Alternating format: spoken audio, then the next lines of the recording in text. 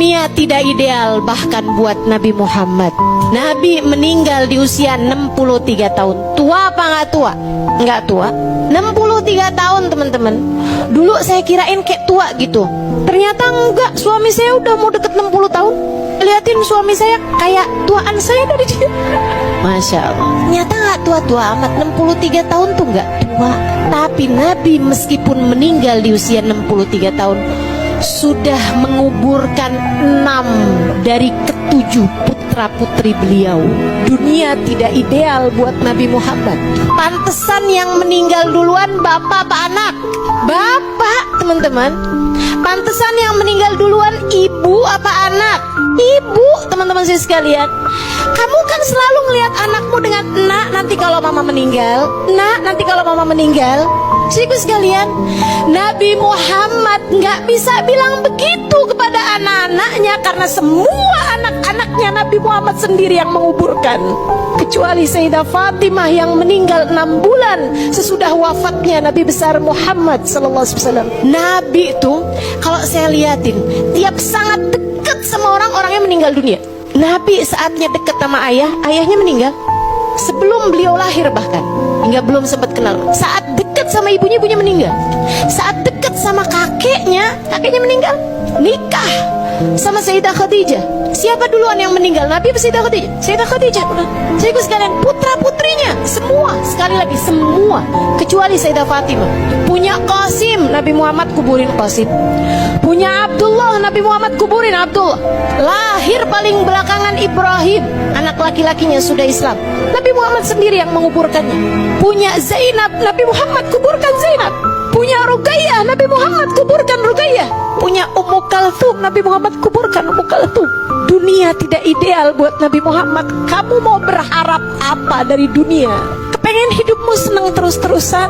Gak ada ceritanya, teman-teman.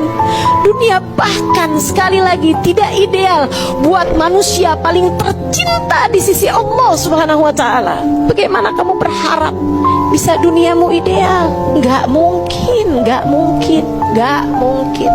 Diuji pasti diuji. Entah miskin, entah sakit, entah sulit. Kan begitu? Orang yang kita cintai meninggalkan kita, orang kita sayangi meninggal dunia. Hakadat dunia. Emang kayak gitu ceritanya dunia. Saya kalau ngadu sama guru saya tentang suatu hal dari urusan-urusan dunia gitu kan, kayak sekarang belum ada anak nih Hubaba. Hakadat dunia Halimah. Dunia emang kayak gitu Halimah. Mau ngarep apa? Semua diuji, semua dengan masalah masing-masing. Jangan sok merasa kamu paling gede ujiannya. Yang paling gede ujiannya Nabi Muhammad. Jangan juga ngerasa bahwa hidup akan baik-baik aja terus-terusan. Gak mungkin juga. Bahkan kepada Nabi Muhammad aja gak gitu. Saya tuh sampai sering mikir loh, kenapa ya Allah tuh ngasih ujian menabi gedenya luar biasa.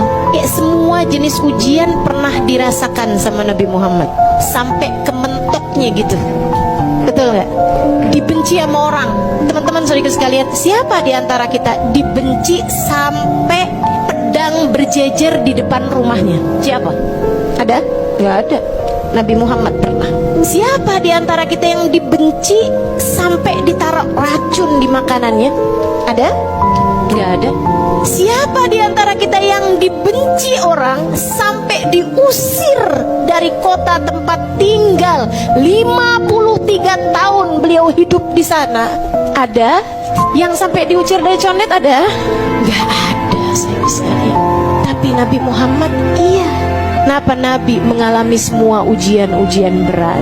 Sebab dokter yang hebat, ia mengalami apa yang dikeluhkan oleh pasiennya. Ia pernah mengalami semua, merasakan semua yang dirasakan pasiennya. Dia bakal jadi dokter yang hebat. Dan Nabi Muhammad, Allah persiapkan buat kita umatnya. Teman-teman, karenanya Allah berikan kepada Nabi Muhammad semua jenis musibah-musibah berat.